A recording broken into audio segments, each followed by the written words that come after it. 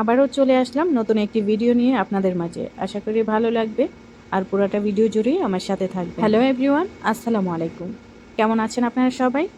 আশা করি যে যেখান থেকে ভিডিওটি দেখছেন, কাছে অথবা দূরে, দেশ অথবা দেশের বাহির থেকে, আল্লাহর অশেষ রহমতে সবাই ভালো এবং সুস্থ আছে। আমি তাসলিমা চলে আসলাম সৌদি আরব থেকে নতুন একটি ভিডিও নিয়ে আপনাদের মাঝে। আশা করি ভিডিওটি ভালো লাগবে আর পুরোটা ভিডিও জুড়ে আমার সাথে থাকবে। আর যারা যারা আমার ভিডিওটি প্রথম দেখছেন, চাইলে চ্যানেলটিকে সাবস্ক্রাইব করে পাশে থাকা বেল বাটনটি অল করে দিতে পারেন। তাহলে আমার সব ভিডিওর নোটিফিকেশন সবার আগে আপনাদের কাছে পৌঁছে যাবে আর আমার ভিডিওগুলো আপনারা নিয়মিত দেখতে পারবেন। আজকের ভিডিওটি আমি শুরু করেছি একদম সকাল থেকে। ঘুম থেকে উঠেই চলে আসলাম রান্নাঘরে চা আর কফি বানানোর জন্য। তো চা আর কফিটা আমি বানিয়ে নিচ্ছি আর এদিকে সকালের নাস্তার জন্য বিনস রান্না করেছিলাম, সেটাও গরম দিয়ে দিলাম। আমি রাতে রান্না করে রাখছিলাম কারণ সকালে উঠে নাস্তা বানানো অনেক লেট হয়ে যায়, তাই আমি রাতে রান্না করে রেখে দিই আর সকালে হচ্ছে ঝটপট গরম করে নিই, তাহলে হচ্ছে অনেক সুবিধা হয়। তো এদিকে নাস্তাটা আমার রেডি হয়ে গেছে আর এখানে আমি কফি বানাচ্ছি। আমার বাসায় একজন মুরব্বী আছেন যিনি হচ্ছে ডায়াবেটিসের রুগী।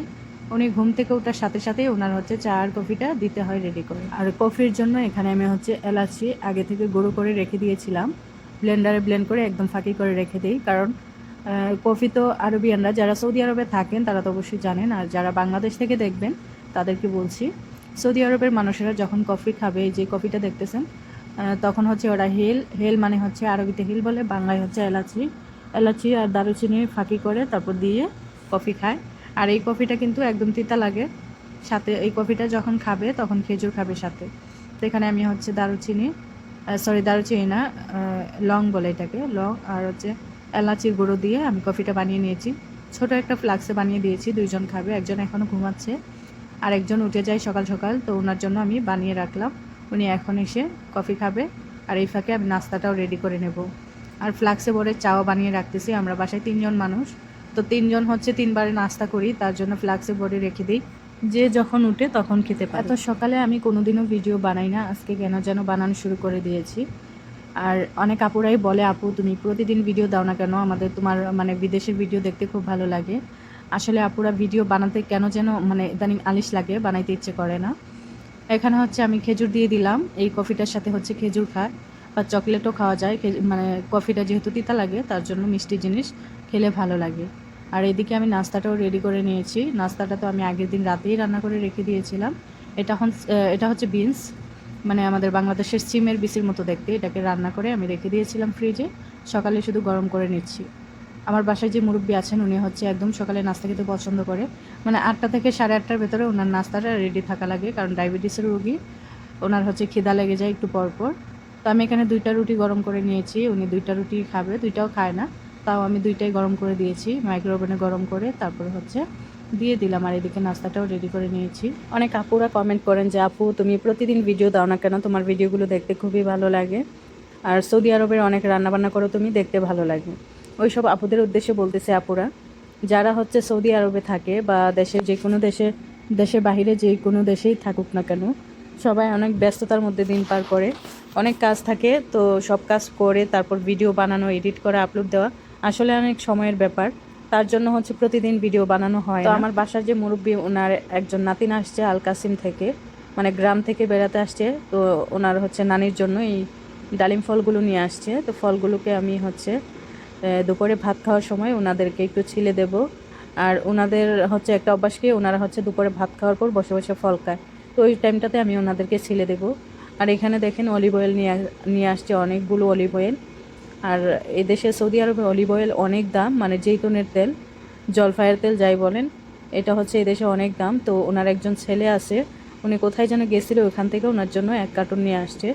তো এই তেলগুলো খেলে অনেক ভালো, গ্যাস্ট্রিক হয় না। নিয়মিত যদি জৈতুনের তেল দিয়ে মানে অলিভ অয়েল দিয়ে রান্নাবান্না করে খাওয়া যায় তাহলে কোনোদিনও গ্যাস্ট্রিক হবে না। তো যাই হোক, অনেকগুলো তেল নিয়ে আসছে, এই তেলগুলো দিয়ে ডিম ভাজা মানে হালকা পাতলা অনেক কিছুই করা যাবে। অনেক আপুরা আমাকে বলে, আপু তুমি কি সৌদি আরবের খাবার খেতে পারো? ওরা দেখি একদম মশলা ছাড়া মানে খাসির মাংসকে একদম সিদ্ধ করে খায়।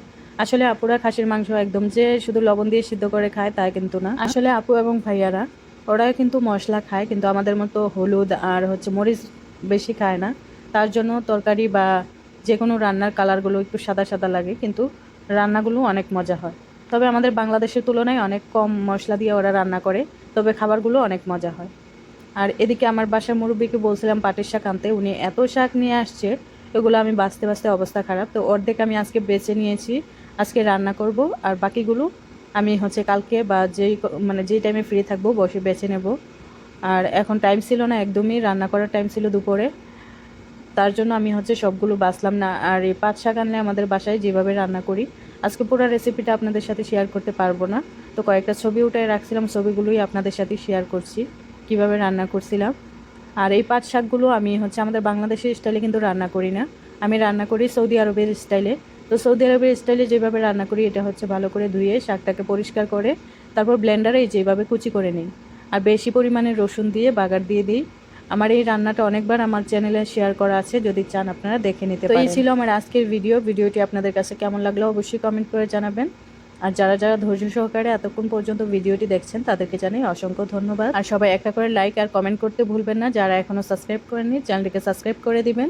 সবাই ভালো থাকবেন, আল্লাহ হাফেজ।